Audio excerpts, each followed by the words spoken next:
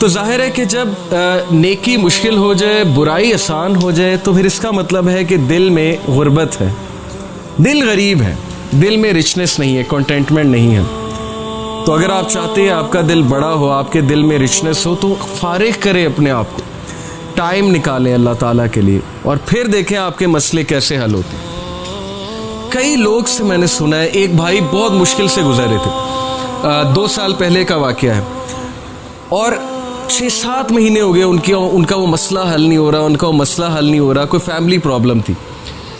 और एक दिन मुझे मिले and he was so happy, और उन्होंने मुझे एक सेंटेंस कहा जो मैं कभी नहीं भूलूंगा। उन्होंने कहा कि अली भाई, ऑल इट टुक वाज 1 तहज्जुद, दैट्स इट। लेकिन 6 महीने मुझे कभी टाइम नहीं मिला, मुझे लोगों से मिलने का टाइम मिल गया, मुझे लोगों से कहानियाँ सुनाने का टाइम मिल गया, लोगों की सुनने का टाइम मिल गया, लेकिन तहज्जुद का टाइम नहीं मिल रहा था। ऑल इट टुक वाज 1 तहज्जुद, और मेरा मसला हल हो गया।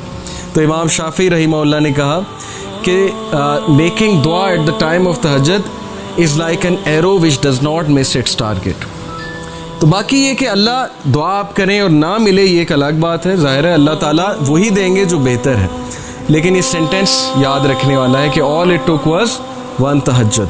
तो अपने आप को फारिग करें, टाइम निकालें अल्लाह ताला के लिए, ये आपके ही लिए बेहतर है।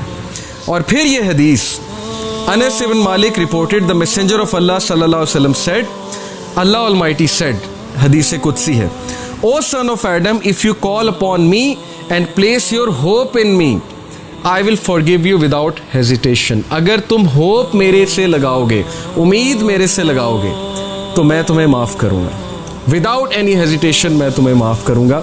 O son of Adam, if you have sins piling up to the clouds and then ask for my forgiveness, I will forgive you without hesitation. और अगर तेरे गुनाह आसमान तक जा रहे हैं और आसमान की तरह पाइल अप हो चुके हैं, क्लाउड्स की तरह, यानी इतने सिन्स हो चुके हैं कि तुम इसराफ कर चुके हो, और तुम मुझसे माफ़ी मांगोगे, मैं तुम्हें माफ़ करूँगा। लेकिन सच्चे दिल से तौबा करोगे, मेरे पास आओगे, मेरे से बात करोगे, मुझे रिकग्नाइज करोगे, तो मैं तुम्हें माफ़ करूँगा। तो क्वेश्चन ये है कि क्या हमारे होप्स अल्लाह ताला से लगे हैं या हमारे होप्स क्रिएशन से लगे हैं? मैं यूथ से बात कर रहा हूँ, मैं हैरान हूँ कि हम एक इंसान के लिए रातें जाग लेते हैं, हम उसके लिए अपनी डिसीजन चेंज कर लेते हैं, कैरियर के जो हमारी लाइन है उसको चेंज कर देते हैं एक इंसान को पाने के लिए, एक इंसान के पीछे दौड़ते हैं, और बाद में हमें कोई ख़ास फ़ायदा भी नहीं मिलता। बाद में हमें जो है वो रिग्रेट होता है कि मैंने इतना कुछ किया और आगे से रिज़ल्ट जो है वो कुछ भी नहीं है। तो ये है वो मिसालें जो अल्लाह ताला हमें कुरान मजीद में बता रहे हैं, हदीस में बता रहे हैं कि तुम मेरे से उम्मीद लगाओ, तुम मेरे पास आओ, तुम मेरे से मांगो, फिर देखोगे तुम्हारा मसला हल होता है कि नहीं होता है।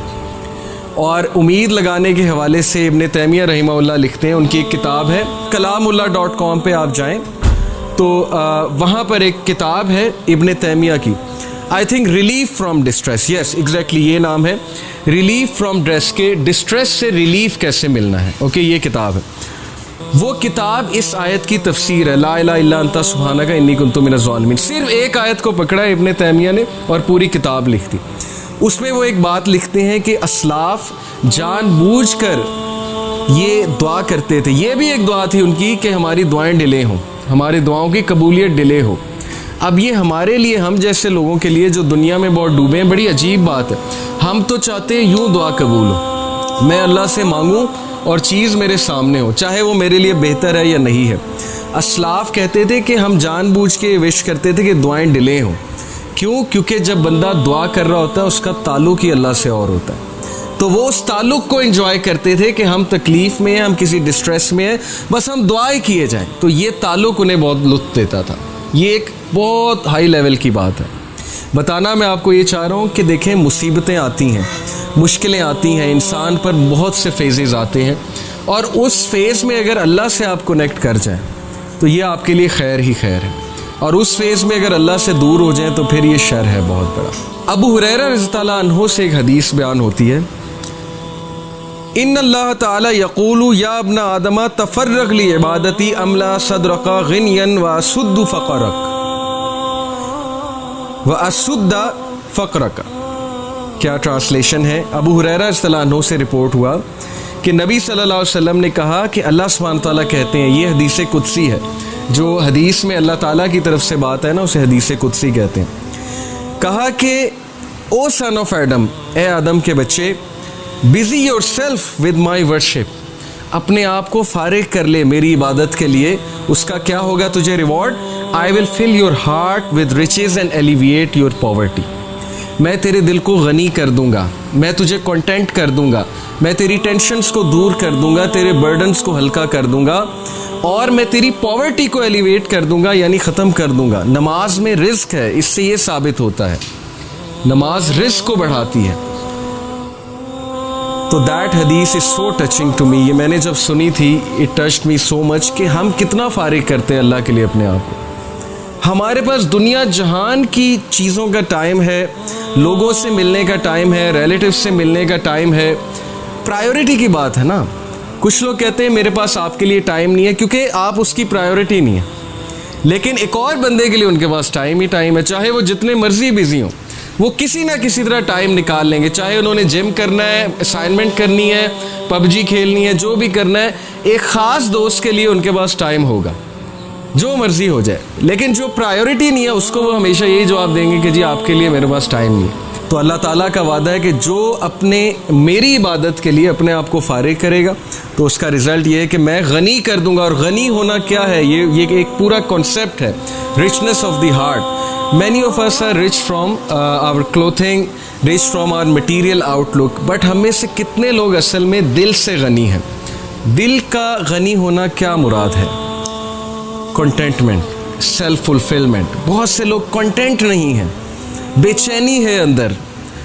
हर वक्त जो है वो अचानक से बैठे बैठे सैड हो जाते हैं, अचानक से बैठे बैठे एक हॉलोनेस छा जाती है, अचानक से बैठे बैठे खो जाते हैं।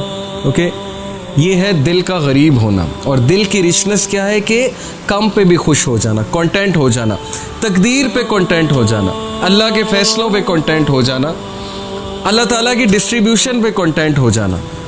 और दिल की रिचनेस से ये भी मुराद है कि अपने दिल में कोई कजी महसूस ना करना, कोई रिजिडिटी महसूस ना करना अच्छे कामों के लिए। अब जब अच्छे काम हमारे लिए मुश्किल बन गए, नेकी हमारे लिए पहाड़ जितनी बन गई, और बुराई हमारे लिए इतनी आसान बन गई कि हम बुराई करने के लिए रात अलार्म लगा के भी उठ जाएंगे।